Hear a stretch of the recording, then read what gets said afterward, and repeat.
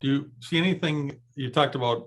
What about the like the Microsoft apps or the different SaaS apps? Is there much the kind of signals come from those types of apps? Yeah. So one of the things that we actually do, we actually have a portion of our business where we'll connect up to a number of different SaaS apps and protect them. So from O365, which is actually one of the places we see a lot of our attacks, because something like 60% of the incidents we see are like start with either credential stolen or BEC, something like this. So protecting your Office apps and watching for interesting malicious behavior is huge, right?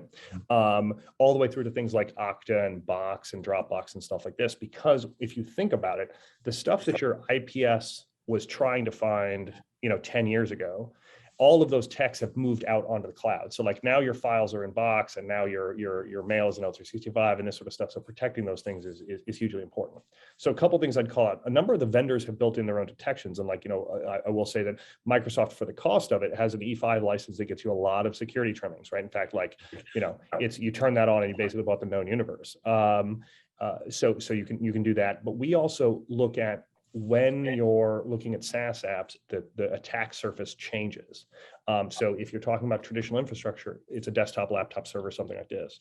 In a SaaS app, it's really a user account. And so you need to kind of change your thinking a little bit to anomaly detection. So that's one of the reasons I think you've seen this increase in UEBA tech, is because so many things are about can I detect malicious activity in this application?